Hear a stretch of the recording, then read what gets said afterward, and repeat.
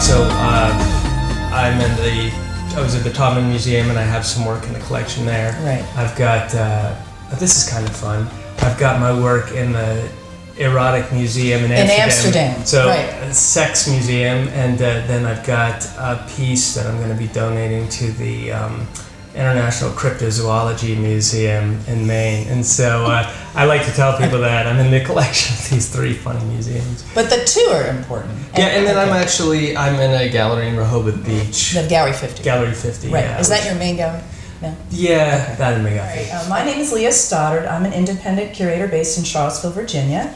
And I'm with Russell Richards today, having a conversation not only about his exhibition up at the McGuffey Art Ctr the month of March 2011, but also a little bit about an overview of his career. I've known Russell for over a decade, and he's an incredibly inventive, prolific artist who's doing everything from prints and always has painting to currently also a movie. So I thought I would talk a little bit today, Russell, about your evolution, because this Get Real, was it the name of the exhibition? Russell Richards Gets Real. Russell Richards Gets Real. Well, I think that's important, and we've talked in the past about this, but you're mainly known for a style that's more underground comic, graffiti cartooning, very sort of specific, almost self-taught, unique style.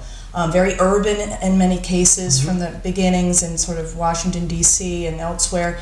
And this is a real kind of stylistic shift for you, this exhibition. Could you tell us a little bit about how that came to pass, the shift? It's kind of an interesting story. I had been doing that, working in the style, as I call it, for about 15 years, kind of developing it.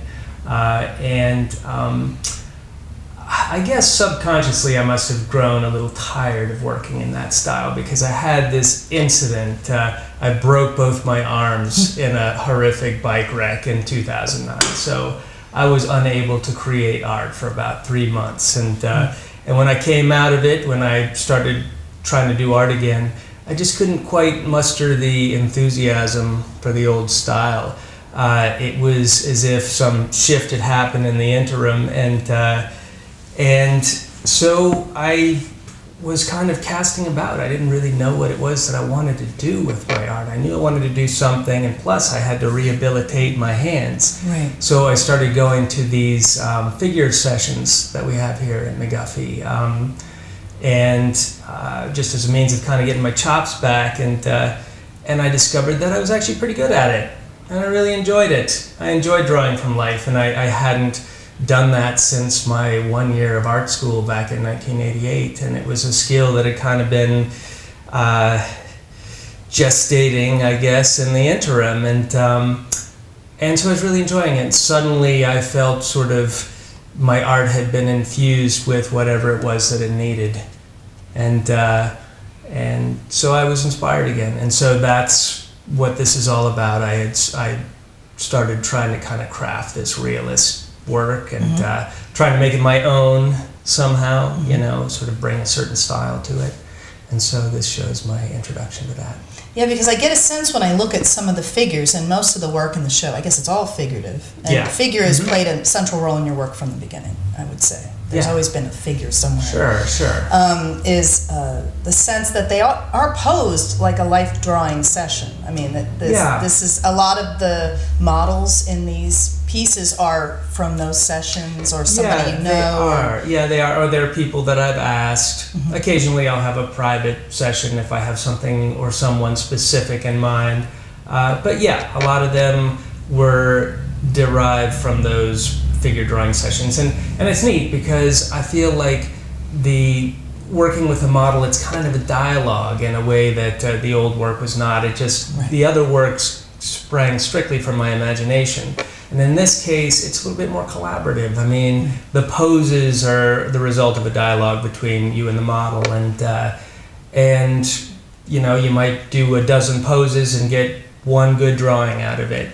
And that drawing might or might not suggest an image. And so a lot of these drawings downstairs were suggested by some figure drawing that I've done instead of some idea some preconceived idea that I had. Yeah, there's no monsters yet. Not yet anyway. Not yet. Because they're mostly, and the other thing I wanted to mention too is, I mean, maybe this is indicative of a life drawing session. The models tend to be women in these group meetings, but these are all but one, I guess it's you and the fool, are men, but the rest are all naked girls. Yeah, there are. They're not entirely new. That's the impression I think one is left with, but that's not really true. I'd say about half of them are clothed, but there's enough naked women in there that you kind of walk away with that impression. And what is it about? Is there something about the woman's body that just because of the sessions being mostly models that were women, but also there's sort of something I think to that in terms of this work? Yes, there definitely is, and I would be kidding you if I just claimed that it was some academic interest in the figure. I mean, I'm a man, you know, and I like to look at beautiful nude women, and that's just a part of it. I mean, there's a certain eroticism to it, you know, and I certainly don't deny that. Well, and not only that, what's interesting is that you could have, I guess the models could have been more straight, classic female nudes, and some of them are, but there's a sort of group of women that are not classic. They have tattoos, they have piercings. I'm glad you noticed that. And I think that's important.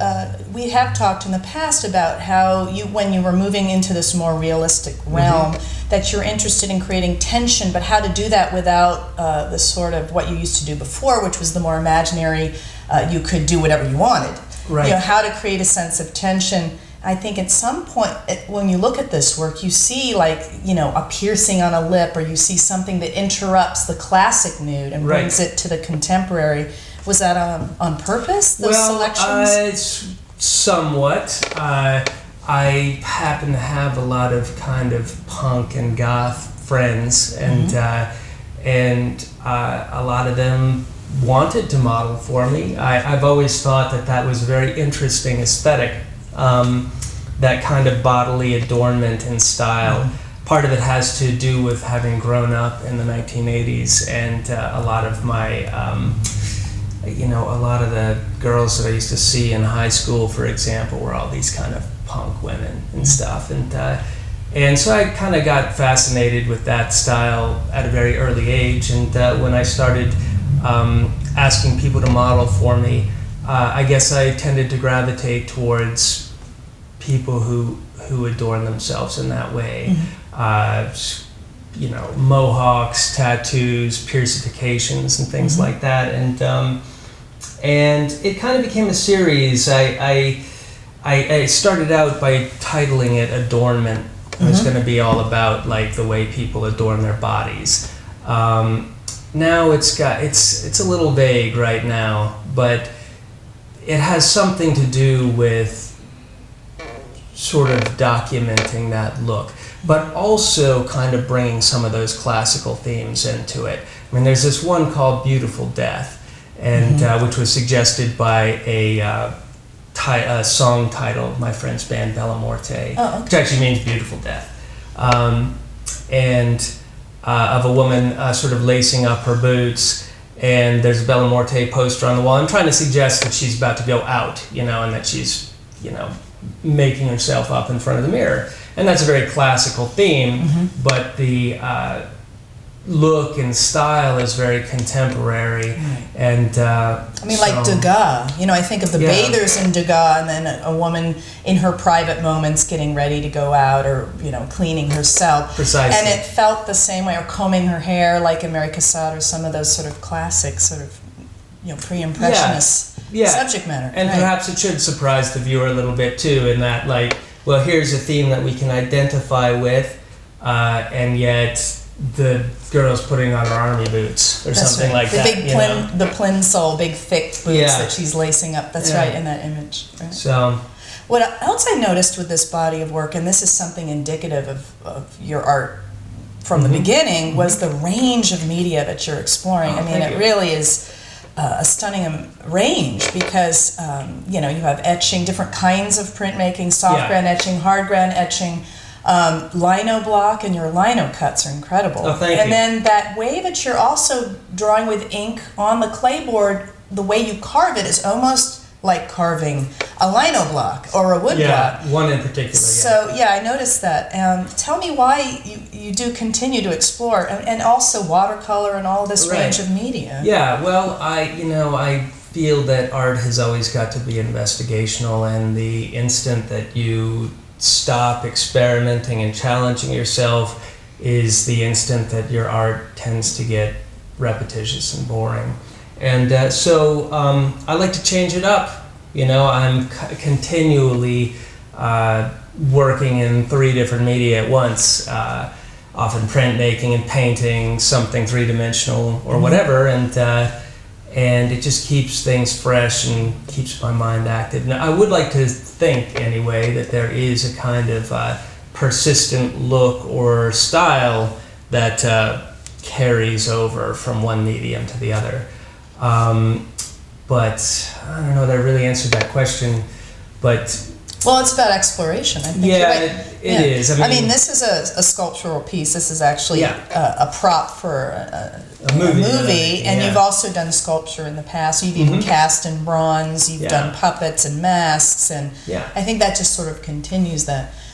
Tell us, because the prop is here too, that so making movies has sort of been a part of your expression as well. Yeah. Is this movie that you're working on right now? This is Fiji Mermaid. Fiji Mermaid, yeah. And that's the first movie you've ever done, or have you done movies before? I kind of started out doing movies. I kind of got into art almost through the back door of movies and comics and things. Like when I was a kid, the first artists that I was really into were people like Rick Baker, Jim Henson, or any of these special effects artists. I was fascinated by pictures of people like sculpting makeups and making models and things like that. And so my early art experiments were attempts to do those things, make latex puppets, for example. And then I kind of discovered the fine arts, and I continued doing both things, really. Making films. Actually, my BA is in film and video. It's not in art. And I was making Super 8 movies, even as a little kid. And so, anyway, for various reasons, like I took a very long hiatus from filmmaking. And it was only in my late 30s that I kind of rediscovered it again. So this movie, Fiji Mermaid, is the second movie that I've made since getting back into filmmaking. And both of them are these kind of special effects heavy films. Because the other one was The Fly, right? Yeah, it's called Bride of the Fly. And it's almost done, that one. That one is kind of loosely based on the 1958 Fly with Vincent Price, only kind of played for laughs. And I try to view these two films as a way to highlight my art and special effects skills. And so I'm making props and designing makeups, doing all the cinematography, and in the show downstairs you can see the movie poster that I designed for Fiji Mermaid, and the 3 tarot cards. Those are actually for a scene in Fiji Mermaid too, where there's a tarot reading. And so I thought, well, I'll design the cards. And does that answer your question? Yeah. Well, I mean, it just sort of folds upon itself. I mean, I think you're sort of pretty much a Renaissance man. The other thing I like too is the idea of a mermaid kind of connects with sort of your interest in the female body, but stylized. In other words, it's not a woman with legs, it's a woman with a tail. And the tail offers you this opportunity to stylize, to have pattern, to have color and shape. And I think that that's something you continue to explore. And I think the tattoo also, what's interesting is that your earlier style, which is so stylized, is almost tattoo-like. Like there's some instances in that work where I can imagine those being flash, being tattoo art. So I think that might explain too why you look at tattooing as kind of a connection to that earlier style. Yeah, well, it's all those things you mentioned, both the sort of the mermaidy stuff and the goth punk / tattoo aesthetic do have something with introducing that element of fantasy into the work. most of my earlier work, the earlier style that we keep referring to, was almost exclusively fantasy. And so one of the things that has happened in this show is that I think I've finally gotten to the point with realism that I'm good enough at it that I can begin to introduce that element and sort of combine the two. And so it's always been a question not just of sort of drawing these academical figures, but getting to the point where I can render things dimensionally and realistically enough that I can begin to introduce those imaginative elements. And that actually brings me to a point that I kind of wanted to make about it, and that is that that I think one of the reasons that I steered away from the old thing, the old style, was that it was so greatly simplified, and every time I sat down to draw in it, I was sort of chastising myself that I was relying on this kind of visual shorthand, and that if I continue to do that work in that style, then that was as concrete as my ideas would ever be. Oh, I see. So, there was a point you couldn't go any farther. Yes, exactly. I see it. You know, I mean, it was kind of childlike and comic booky and stuff, and you know, I have a lot of ideas, you know, and images and stories and things that I wish to convey and thoughts in my work, and I thought some of that was maybe being a little bit overshadowed by the fact that this style was so sort of greatly simplified and, you know, whimsical or charming or whatever. That's what people would see. And so now I've gotten to the point where I'm doing something in a style that's very concrete and recognizable. And well, I think there's more room for narrative here. It's a little less decorative in a way, and it's because of that I think we get drawn, we feel familiar with what we see too at first, and then yet you discover things that aren't familiar.